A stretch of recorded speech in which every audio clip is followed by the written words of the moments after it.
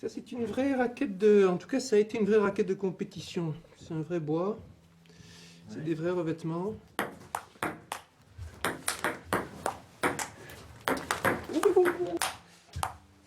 Hop. Oh, bien joué.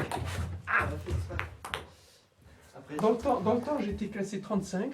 J'étais plutôt un joueur genre de contre-attaque. Un peu bizarroïde, j'ai appris un peu sur le tard. Mon frère était très bon. Alors, la défense, c'est basé sur beaucoup de balles coupées que tu envoies de très loin. Hop. Ça, c'est de la poussette. Non, mais il y a une grande élégance dans certains des joueurs les plus élégants du monde. Au ping-pong sont des défenseurs. Alors, c'est intéressant du point de vue physique, hein, le ping-pong. Avec le fameux effet Magnus. L'effet Magnus, c'est ce qui déforme la balle. Ça, c'est la balle qui tourne. Le vent apparent, si la balle va dans ce sens, le vent apparent est dans ce sens. Si la balle tourne comme ça, et que le vent est comme ça, eh ben, il va être ralenti sur le dessus, accéléré sur le dessous.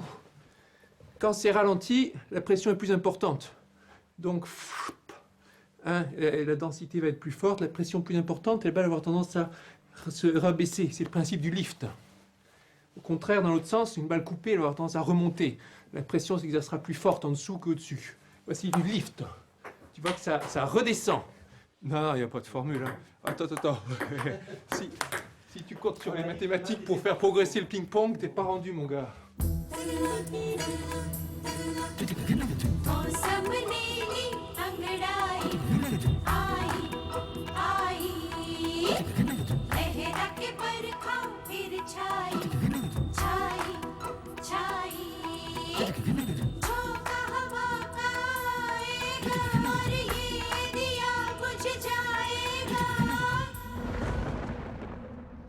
Alors c'est la nuit, on peut pas encore trop juger de combien ça grouille.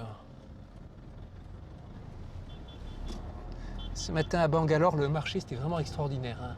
Toutes les couleurs, alors les odeurs, épatant. Hier, avant-hier, pendant la nuit, je te jure, on revenait du restaurant, il y avait ça flambait sur le trottoir. Personne s'en émouvait, je pense. Pourtant, normalement, je parle bien, hein. Je suis fils de prof de lettres. Hein. Je fais pas de faute d'orthographe, je fais gaffe à ce que je dis. Tes deux parents? Mes deux parents. Ma mère, elle disait, c'est la cigogne qui les apporte, hein, mais on ne sait pas ce qu'ils vont faire, les enfants. Donc moi, c'était les maths.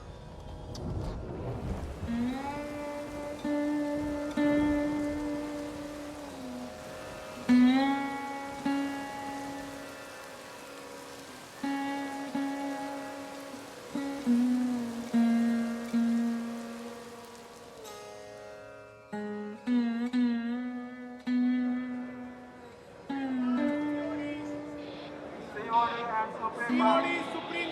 Now the pass for West Northern.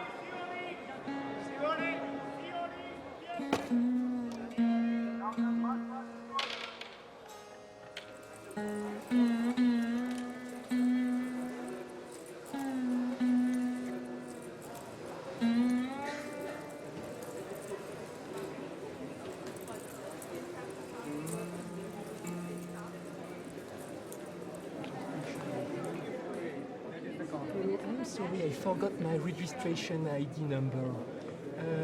If I give you just the name, you can give me the number? Yes. My name is Villani. V-I... Just give me a moment, sir. Okay, sure.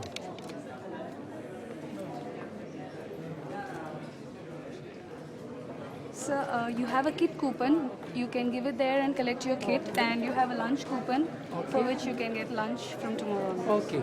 Have a Everything nice okay? Yes, sir. Thank you very much.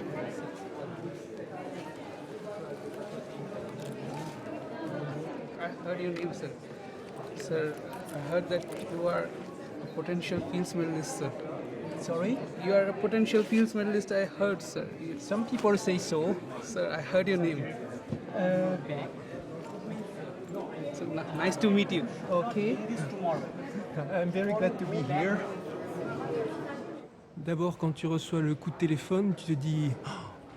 Et puis après, une fois le téléphone raccroché, tu te dis... Et si c'était un canular? T'attends la confirmation par mail, tu dis... Ah, ouf. Et tu te dis... quand même, petit à petit, lentement, d'autres confirmations arrivent. Et puis, t'as le droit de rien dire. Quand les gens parlent de médaille Fields, tu fais l'innocent. Ah bon, qu'est-ce que tu crois? Les gens te souhaitent bonne chance. Tu dis... Oui, merci. Et tu peux rien dire. Je ne sais pas si j'ai le droit de te dire félicitations, mais je suis très heureux en tout cas. Bon. Merci beaucoup. Merci beaucoup. Écoute, normalement, c'est censé être secret jusqu'à demain. Et c'est secret, c'est secret. Ils sont en train de filmer un différent documentaire de toute façon. Ils Ah, suivent d'accord. quelques-uns, Jean-Pierre aussi, Ah, quelques d'accord. autres.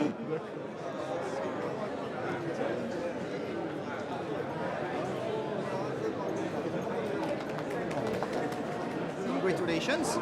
Quelle surprise inédite. Surtout pour toi, Ouais, surtout pour moi. qui avait eu l'embargo levé avant terme.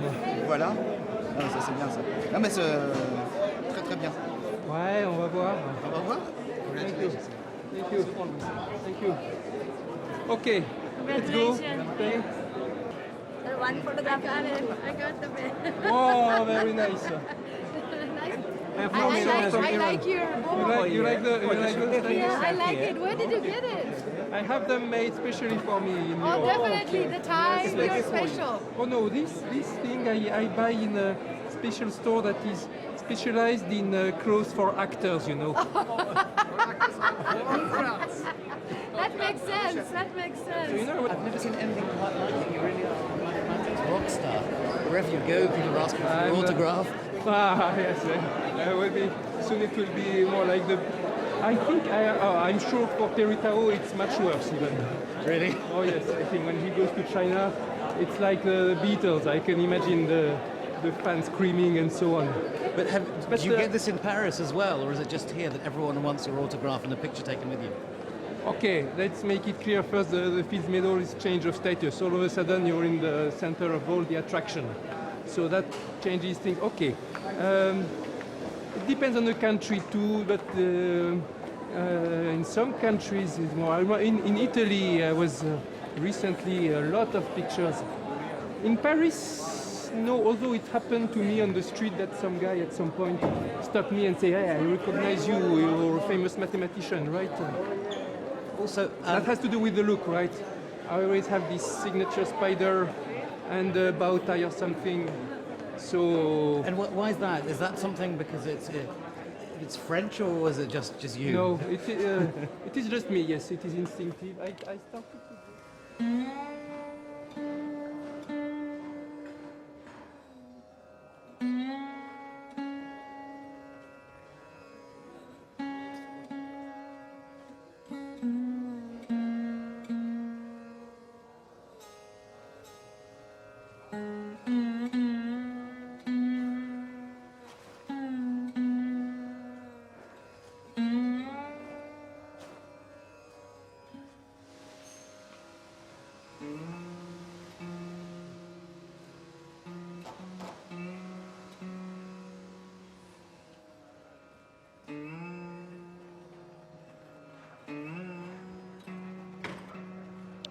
On entre par ici.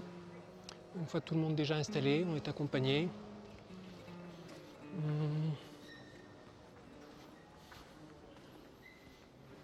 Celui-ci. A priori, c'est celui-ci mon siège. Il y a la présidente qui arrive. Tout le monde se lève. Il y a une flamme qui est allumée. On commence toujours en allumant une bougie. À un moment, le président nous appelle les uns après les autres. On va tranquillement.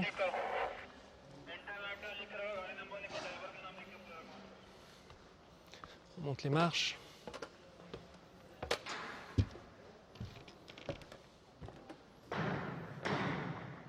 Et puis au moment où on demande au président de donner la médaille, on se dirige vers la présidente.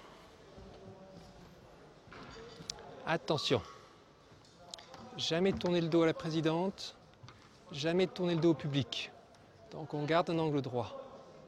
Une nouvelle inclinaison, 3, 4, et puis on peut rejoindre la tapisserie. Et c'est ça qu'on fait, tapisserie.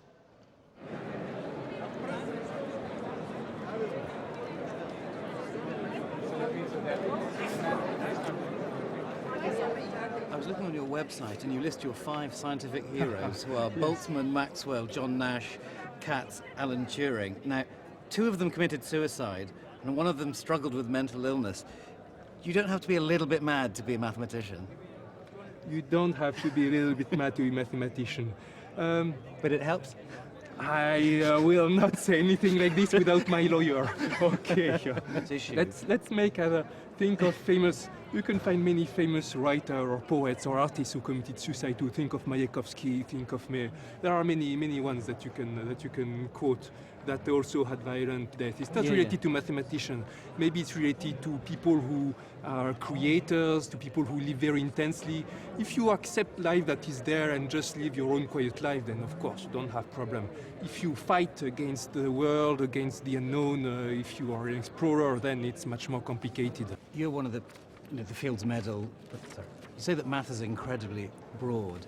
I'm interested in how much you would understand of all the other speakers here. I mean, just say there were 100 talks. What number of talks do you think you could go to and understand? This is an interesting question, and it depends on your definition of understand. Understand really finely, just a few. But have a good idea of what they do, and understand what are their problems, and a bit of their techniques, maybe a half. But still, that's only half. In history or literature, at a similar convention, you'd be able to understand everything of the other person. There's something special about maths, then, that means that it's the same subject, but you can't really talk to each other. We can talk to many people. We can talk to a lot of each other. Just it takes a bit more. It's like, let's say, in mathematics there are several different spirits, let's say. It's a bit like different languages. Imagine you are an expert in linguistics, you know a lot of languages, you can't know all of them. Maybe you know all European languages, maybe the Asian languages, but you won't know about the African languages. Well, that's a brilliant analogy. How many languages are there in mathematics? Okay, very broadly speaking, you distinguish between analysis, geometry. Okay, but you just throw a number out there. Okay. 5 languages, 10, 100? 5, 6, 7, not more. And how many do you speak? 3, 4, okay. Well, that's still pretty good. Thank you.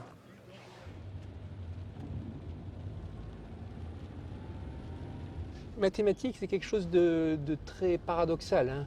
Ce qu'on en retient souvent, c'est que c'est très rigoureux. C'est le premier contact, dur, on fait une faute de calcul, une faute de raisonnement et pas qu'on est puni. Mais en même temps, c'est très rigoureux, en même temps, c'est extrêmement imaginatif, hein. Les mathématiques, les vraies mathématiques, il faut trouver une idée, quelque chose qui sort de là. C'est pas appliquer des règles. Ça, c'est la mort des mathématiques s'il s'agit d'appliquer des règles avec grande précision. Même à l'école, c'est très important qu'on comprenne bien, mathématiques, c'est avoir une idée, une invention. Bon, mathématiques, donc, c'est à la fois rigoureux et inventif. C'est une activité solitaire parce qu'on réfléchit tout seul. Hein, on dit que la corbeille à papier, c'est le meilleur ami du mathématicien. Parce que c'est toujours faux ce qu'on essaye. Mais pourtant, c'est une activité sociale, hein. Les mathématiciens passent leur temps dans des colloques, ils échangent des idées. C'est paradoxal, ça aussi. Et puis, les mathématiques, c'est abstrait. On ne comprend pas ce que ça représente des fois. Tu lis une définition, tu dis, mais qu'est-ce que c'est ? Même dans les articles de recherche, moi, je lis les articles des collègues, des fois, je vois un truc qui est introduit, je me dis, pourquoi il a introduit ça ? Qu'est-ce que ça veut dire ? Et puis, à un moment, je peux me rattacher à quelque chose, je comprends le sens qui est derrière. Et puis, ça a beau être abstrait, ça s'applique avec une efficacité invraisemblable au monde réel. Et puis c'est universel. Donc c'est dur à appréhender, hein. Il faut du temps pour appréhender toutes les facettes.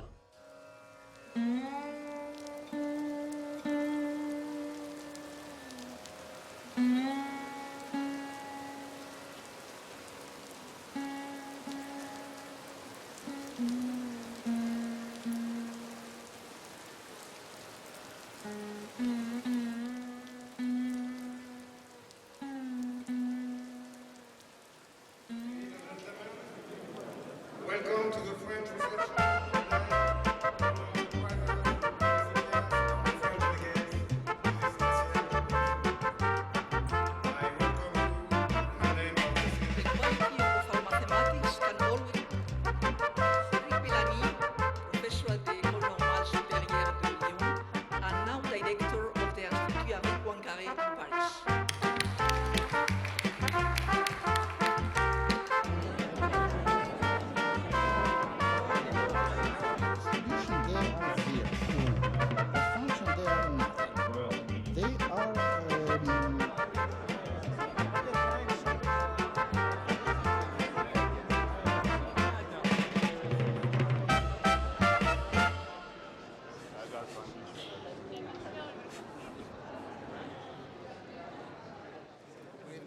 Good evening. Nice meeting you, sir.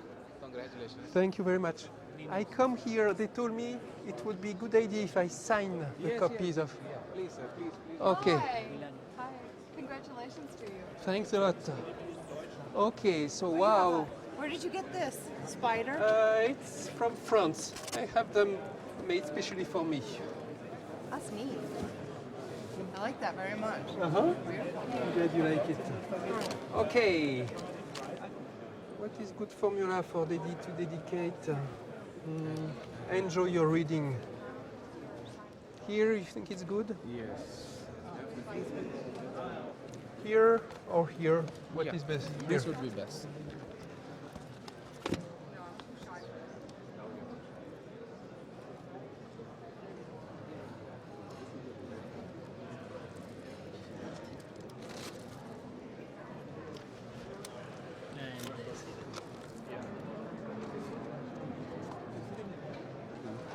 Okay. Thank you. Oh, I remember you. Thank you. Thank you. Thank you. Ok. C'était une partie de ma vie, ce bouquin. Hein. J'ai travaillé en tout pendant 3 ans peut-être sur ce livre. C'était très obsessionnel par moments. Une fois où je voulais absolument avancer dans ce livre, j'avais un problème de batterie sur mon ordinateur, mais je ne pouvais pas faire autre chose, c'était maladif. Et j'ai passé tout mon voyage en train, dans les toilettes, pour pouvoir profiter de la prise rasoir. J'avais un cours à préparer, j'ai dit, ça fera 100 pages. Bon. Puis au fur et à mesure que je rédige le cours, je vois que dans les différentes sources, c'est pas bien traité, il faut que je refasse ça. Ça aussi, il faut que je réécrive. Et là, c'est pas bien fait dans les articles, je vais le refaire. Et petit à petit, tu te retrouves à faire tout. Et c'est le livre qui décide pour toi, hein, t'as pas le choix. Tant que le chapitre il est pas bien comme il faut, il y a une petite voix dans ta tête qui dit non, non, il faut que tu t'y remettes. Alors tu continues, non, non, c'est toujours pas bon.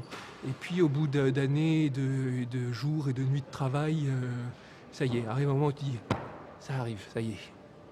Et j'avais bossé sur ce truc-là, certaines fois, du matin au soir. Tiens, la fois où il a fallu le relire en entier pour la première fois, tu vois, pour vérifier la cohérence de notation, l'enchaînement, j'ai profité de vacances. Ma famille est partie en vacances, je suis resté à la maison. Je suis allé au marché. J'ai acheté un bon paquet de légumes. J'ai fait une grande marmite de soupe. Et ça a été ma nourriture pendant 1 semaine. À part le pain, évidemment. Le pain, c'est vital. Mais, et du matin au soir, je lisais. Le matin, en me levant, je lisais, je corrigeais. Jusqu'au soir en me couchant. Comme ça pendant 1 semaine. C'est le genre de truc qu'il faut pour mener à bien le truc. Trouver le bon problème, c'est un travail énorme. Évidemment, il y a des tas de problèmes qu'on peut trouver, mais qui sont sans intérêt. Trouver quelle est la bonne question qu'on va se poser, c'est une très grosse partie du boulot. Quand on s'est lancé dedans, d'abord, on n'avait aucune idée que le problème était aussi difficile. Bon, au début, on n'avait aucune idée de quel était le problème. On s'est dit, tiens, on va aller là-dessus. Puis on a cherché, qu'est-ce qu'on veut démontrer? On ne savait pas trop, puis on a fini par trouver l'énoncé qu'on veut démontrer, après avoir, tu vois, cherché dans les livres de physique, puis se demander quel est le bon énoncé, qu'est-ce qui a un sens, qu'est-ce qui est pertinent. D'abord, ça nous a pris beaucoup de temps avant de comprendre qu'est-ce qui pouvait être pertinent. Et puis, qu'est-ce qu'on veut démontrer? Une fois qu'on avait une conjecture en tête, on se met à la démontrer. Et puis, on s'est dit, ah bon, ça a l'air facile, on va faire comme ça. Et puis, c'était dur. Une difficulté, puis une autre, puis une autre, puis une autre, puis encore une autre. Au fur et à mesure, on tombait sur une nouvelle difficulté. Et puis, on trouvait comment les résoudre, à chaque fois avec des nouveaux ingrédients, ou des coups de théâtre, ou des coups de hasard. Et on était bien. Il y a eu une sorte de période d'état de grâce pendant plusieurs mois où chaque difficulté, on trouvait la solution dans un temps raisonnable.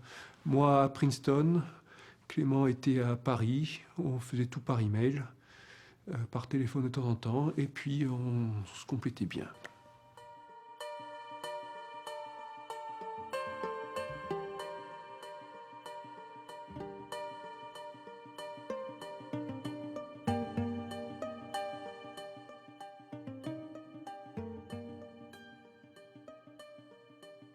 Et puis le chemin est très important. Et d'ailleurs, il n'y a pas unicité du chemin. Des fois, quelqu'un trouve un raccourci vraiment, vraiment simple, tel que c'est pas un exercice, mais pas très loin. Et ben, c'est beaucoup moins important. Même si la preuve est beaucoup plus simple, la preuve compliquée, elle est beaucoup plus profonde et riche.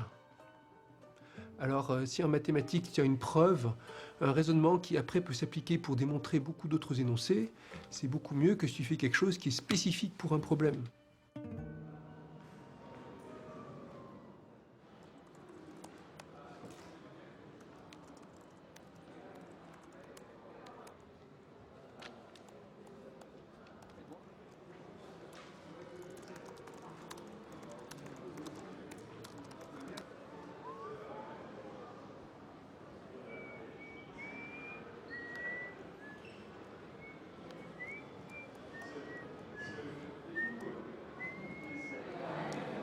Spider is of some glass or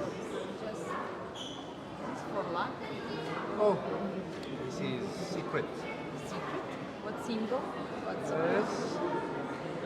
This is not very. It's simple. It's like beads or something. It's simple. I have something like 6 of them. I see, yes, I Different noticed. colours, This is different Swarovski. No, no, Swarovski no, no, glass? no, no, no, no, no. Just some blue glass. Yes, yes, yes, yes. What are you working on? Well, I prepare my talk. Oh. Yes. This is Matthew slides. So about, what is quasi-hyperbolic metric? No. Quasi-hyperbolic metric, well, it is actually, in special cases, hyperbolic metric, but it is, well, let me show you. Just to explain. So this is quasi-hyperbolic metric.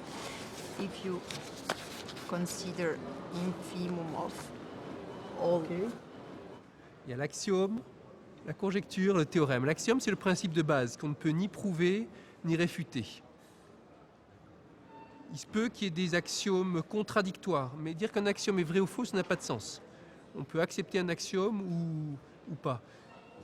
Existence de Dieu. On n'a aucun moyen de prouver que Dieu existe ou de prouver qu'il n'existe pas. Donc c'est un axiome. On dit je crois ou je crois pas. On ne peut pas réfuter, ni l'un ni l'autre. Bon. Ça, c'est un axiome. Alors à partir du moment où on accepte l'axiome, il y a des choses qui s'enchaînent logiquement.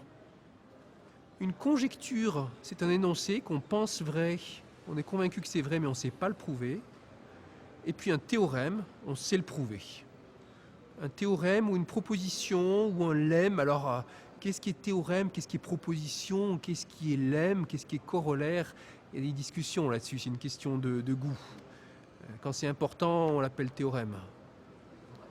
C'est tout dans les nuances. Des fois, ça m'est arrivé d'argumenter avec les copains, ça devrait être un lemme, avec les collaborateurs par exemple, ça devrait être un énoncé, ça une proposition, ça un lemme, ainsi de suite, on n'est pas forcément d'accord. Il y a qui c'est qui m'a raconté un jour l'histoire de ces deux collaborateurs qui travaillaient sur un livre et puis ils entrent dans une discussion tellement animée qu'il y en a un qui finit par sortir un revolver. Il s'agissait de savoir si un certain énoncé devait être un lemme ou une proposition. Bon, c'est peut-être une légende, mais ça arrive ce genre de problème.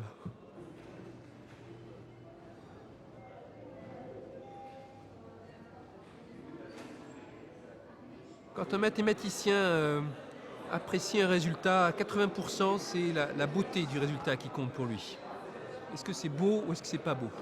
Et ça va dépendre des époques aussi. Les goûts en mathématiques, ça change en fonction des époques. Les preuves qu'on faisait il y a 30 ans, c'est pas les mêmes canons que maintenant. C'est une émotion un peu qu'on ressent, oui, quand on lit l'argument, quand on s'imagine toutes les relations, on doit ressentir un sentiment. C'est un peu, je sais pas moi, on va faire encore dans l'art. On observe un tableau, on va être sensible par exemple aux détails fins, voir si les détails sont bien dessinés, on s'approche de près, et puis on regarde un peu plus loin, on est sensible au fait que les différents éléments s'accordent bien les uns aux autres, qu'il y a une composition d'ensemble, et puis on est sensible au mouvement d'ensemble, s'il y a de la puissance. Tout ça aussi on le retrouve dans une preuve mathématique. Les petits détails, la rigueur, la précision, la façon dont les différentes parties de la preuve communiquent les unes avec les autres, et si ça fait intervenir des façons différentes de faire des mathématiques, par exemple un mariage entre l'analyse et la géométrie, et puis on est sensible au mouvement d'ensemble. On ne veut pas que la preuve s'éternise trop, on veut sentir le mouvement, sentir un élan. Idéalement, mais ça c'est jamais vraiment ça, mais idéalement ressentir en relisant la preuve un peu l'émotion de celui qui l'a fabriquée.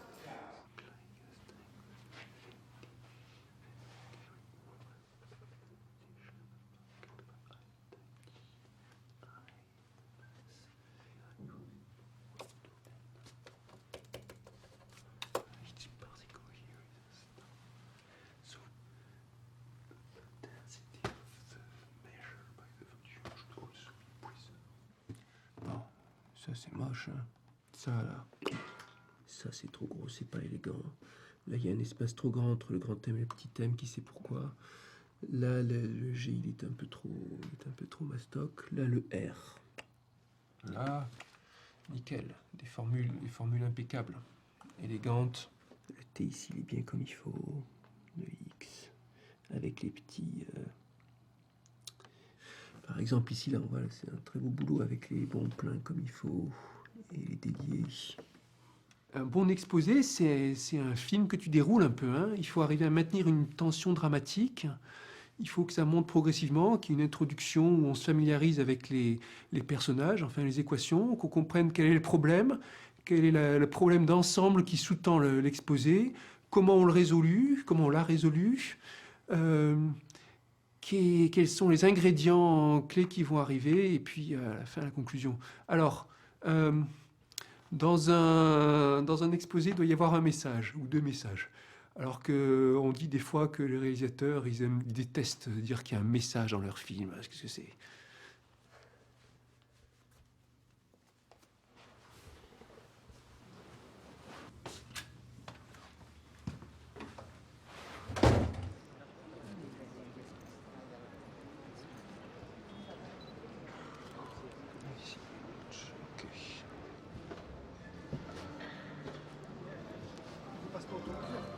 Non, j'ai prévu une heure pile.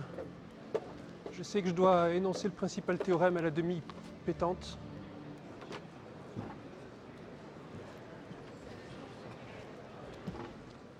Cédric Villani was born in 73 in Brive-la-Gaillarde.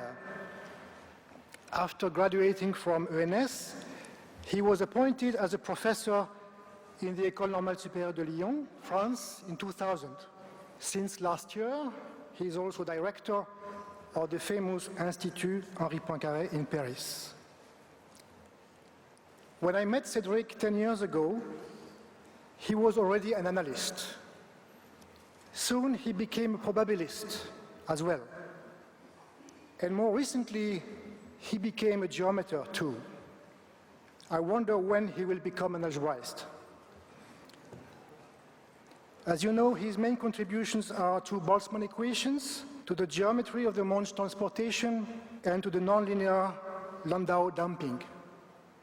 This last topic is the subject of this talk. Cédric.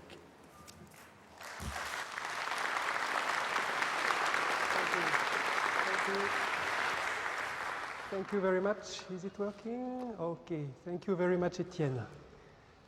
It is extremely great honor for me to give this speech in front of this assembly. Right now, this is a very intense and emotional moment for me. And I'm thinking mainly of my collaborators and colleagues who have been so crucial in my scientific development over the past years. Now, the story which I will tell you is one that has started long ago and will continue for long. And let's start with the scientific revolution. 1684, Newton publishes the law of universal attraction. So you take two masses, they attract each other with a force proportional to the inverse of the square distance between them. And recover all the Kepler laws and other explain motion. It's one unifying concept. This is so beautiful because with just one law, Newton could recover all the Kepler laws.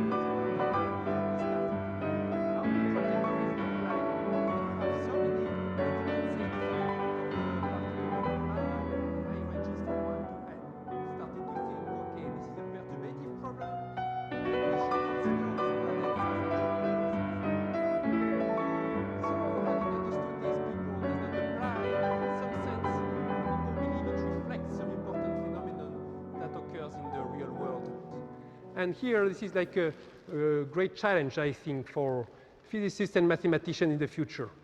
Thank you.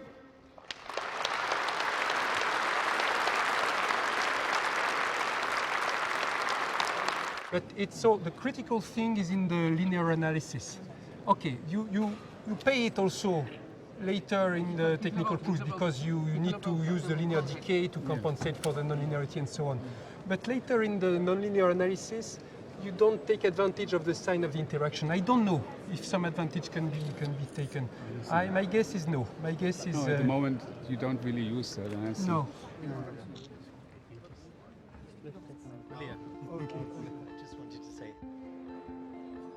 Today is a really exciting time for mathematics and it's going everywhere.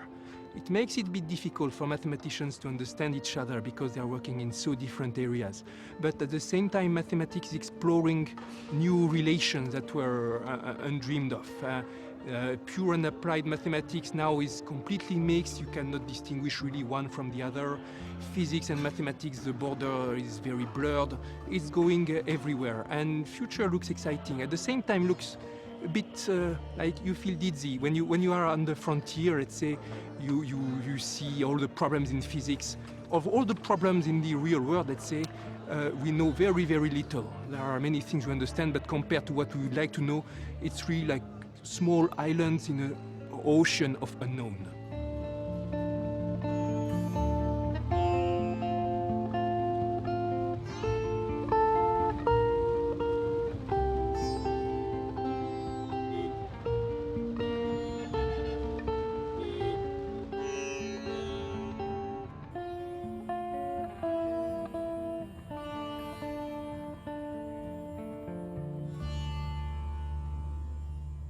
Tout le monde a un avis sur les maths, oui. Oui. Même les autres scientifiques reconnaissent que les maths ont un statut spécial. Il n'y a pas longtemps, je suis tombé sur une citation d'Einstein qui expliquait que les mathématiques, parmi toutes les sciences, ont un statut privilégié. Et qu'elles inspirent plus le respect peut-être que les autres parce que les conclusions mathématiques sont immuables. Hein. Quelque chose qui est démontré en mathématiques, c'est démontré pour toujours. Les théorèmes d'Euclide, les théorèmes depuis les théorèmes d'Euclide jusqu'au théorème de Perelman il n'y a pas longtemps, par exemple. On est embourbé là, je crois, les sables mouvants.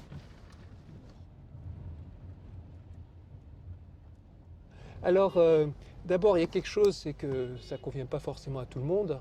Ensuite, il y a la façon de l'enseigner, ça peut être très très différent. Et puis, il y a le syndrome des gammes, quoi.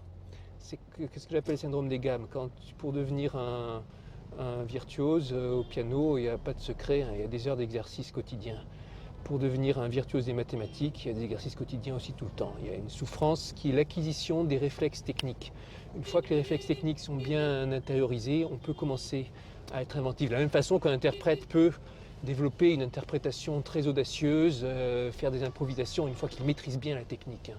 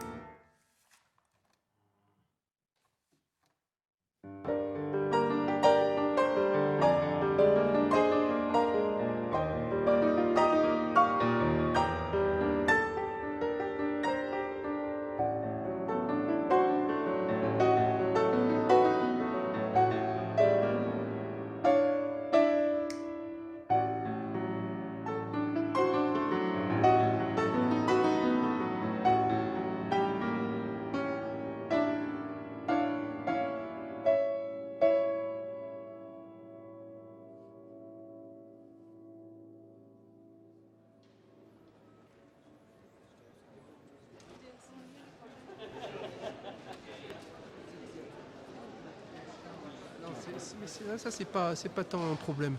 Ce qui est un problème, c'est l'application de la science en dehors de son champ d'action. Il y a beaucoup de gens qui essaient de récupérer ça. Ça n'a rien à voir. C'est pas parce que la science et la vérité mathématique est comme ça ou que la biologie est comme ça qu'il faut en tirer des conséquences sur l'organisation de la société. C'est pas parce qu'il y a la compétition des espèces qu'il faut forcément qu'il y ait de la compétition des acteurs économiques. Peut-être qu'il faut qu'il y ait de la compétition, peut-être pas. Mais en tout cas, c'est pas à partir de la théorie de l'évolution qu'on va justifier ça. Ça n'a rien à voir. Il faut savoir, bien sûr, toujours de quoi on parle. Toujours savoir de quoi on parle. Un peu d'instruction mathématique, ça aide justement à déjouer. Tout le monde devrait connaître un peu de statistique pour apprendre à lire. On peut faire dire n'importe quoi aux statistiques. Il suffit de la présenter comme on veut.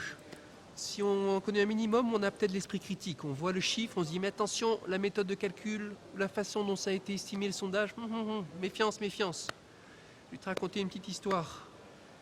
Aussi, oui, si on en sait un petit peu, on ne se laisse pas impressionner par l'argument d'autorité. Alors c'est cette histoire, peut-être que je t'ai déjà raconté d'ailleurs. En tout cas, ça coûte rien de la refaire. Donc, voici Diderot, au XVIIIe siècle, un célèbre athée, n'est-ce pas? Il était militant, il voulait convaincre les autres.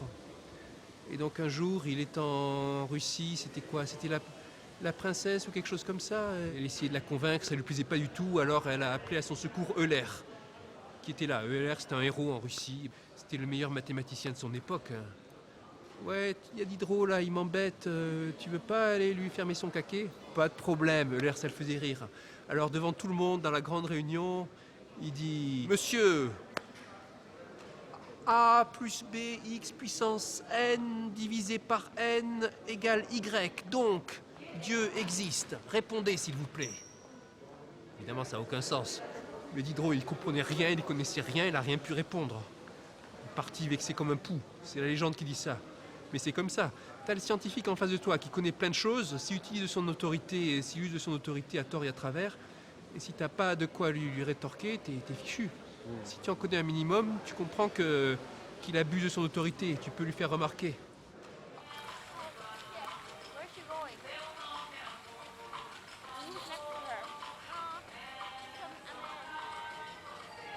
Elle a oublié son chaperon.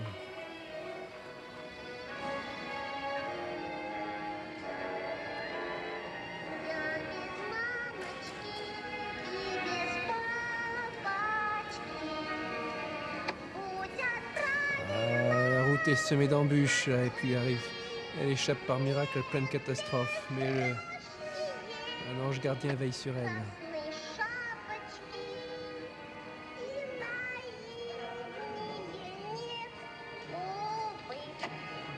Voilà, c'est le loup. Le pauvre loup, un Sir Folk, il a plus de dents. Enfin, ses dents se déchaussent et tout, c'est un grand malheur. Alors tu vois, il se lamente partout, il perd ses dents. Je crois qu'on le voit là, ouais, c'est ça là. Là, il est là, oh là là. Et puis il est au chômage évidemment. Побывать в Париже твой почетный долг.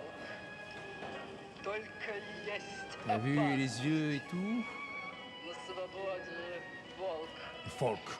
Хоть по приговору Ah, il montre le portrait, Prestupnik. был злом лишён, Regarde bien ma fille. день хороший. Жить не может он. Alors après, elle se balade, elle va amener par monts et par vaux la galette à sa mère grand. Il faut la voir. Affronter les obstacles. Ah, le chaperon.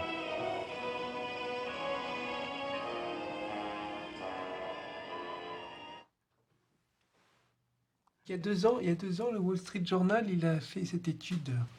Ils se sont demandé c'est quoi les meilleurs métiers du monde. Et c'est le mathématicien qui est arrivé en premier. Ils ont fait leur classement avec plein de critères. Ils ont tenu compte des salaires, des possibilités de promotion, de si c'est pénible ou pas, un paquet de critères. Et les mathématiciens sont arrivés au sommet de l'échelle. C'était pas les avocats, ni les médecins, ni les princesses, non.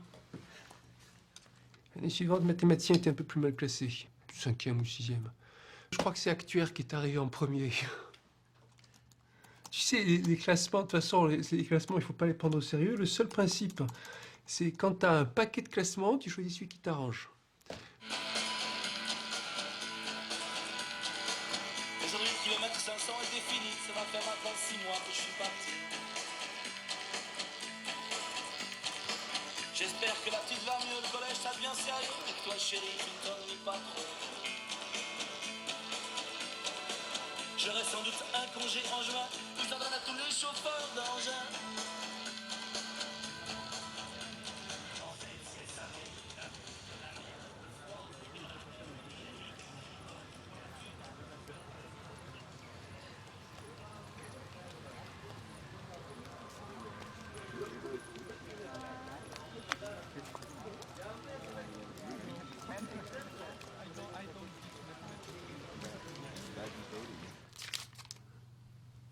lundi aussi, encore France Inter et France Info.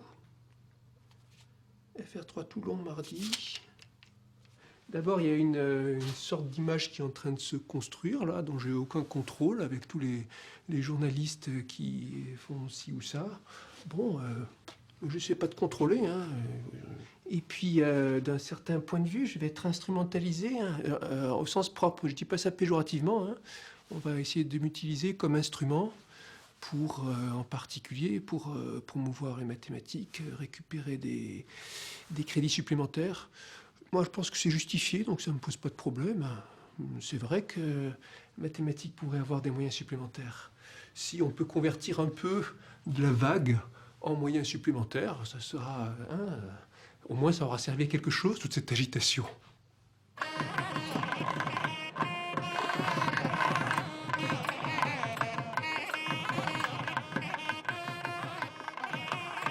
D'habitude, je fais des rêves très compliqués et tortueux, mais c'est agréable. Et là, c'était plutôt angoissant. J'étais une sorte de particule dans un fluide, hein, et puis j'étais entré dans des tourbillons terribles. Il y avait des lumières un peu partout. J'étais entouré par des particules, et il y avait différents pôles qui essayaient de m'attirer, et puis j'avais aucun contrôle. J'ai rêvé ça en boucle pendant un certain temps. Il y a un changement de statut public qui arrive. C'est angoissant.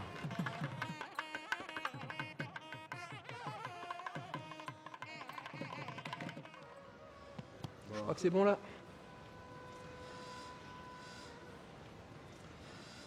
On se dirige tranquillement.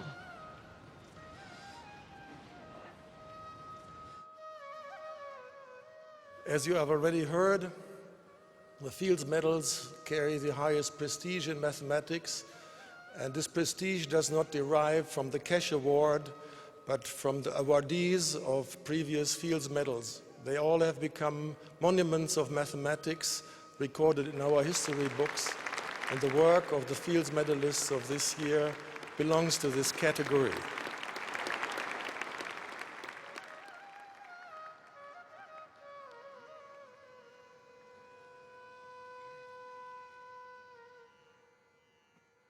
In alphabetic order is Elon Lindenstrauss of Hebrew University, Jerusalem, Israel, for his results on measure rigidity in ergodic theory and their applications to number theory. The second is Ngo Bao Chao from the University of Paris, Orsay, France, for his proof of the fundamental lemma in the theory of automorphic forms through the introduction of new algebro-geometric methods. Stanislav Smirnov at the Université de Genève in Switzerland for the proof of conformal invariance of percolation and the planar Ising model in statistical physics. And the last but not least Fields medalists is Cedric Villani for his proofs of nonlinear Landau damping and convergence to equilibrium for the Boltzmann equation.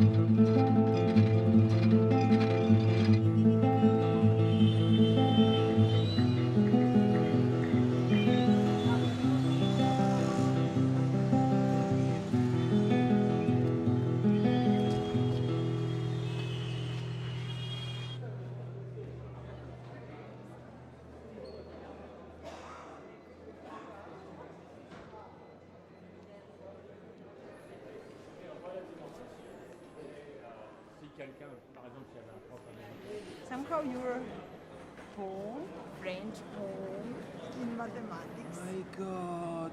So, well, cher Cédric, félicitations pour votre prix en or. This is poljubac on Serbian. It means kiss. And smoke is also mwah.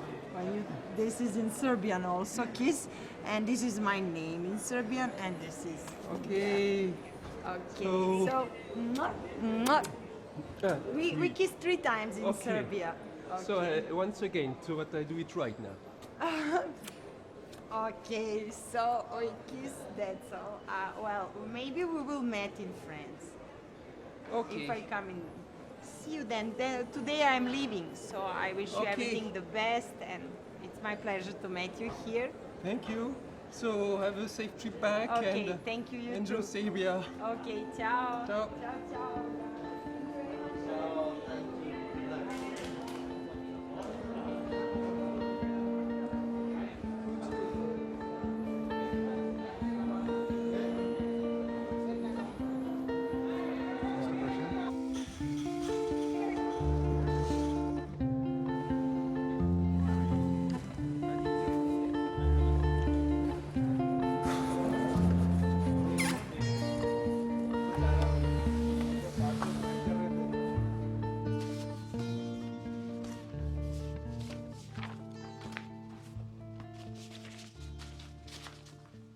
Alors ça c'est des trucs précieux.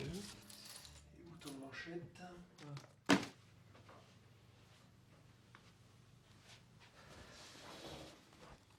La médaille. Aujourd'hui, Delis Georges sur France Culture, il a lu à la radio l'inscription sans dire ce que c'était et il m'a demandé qu'est-ce que ça veut dire.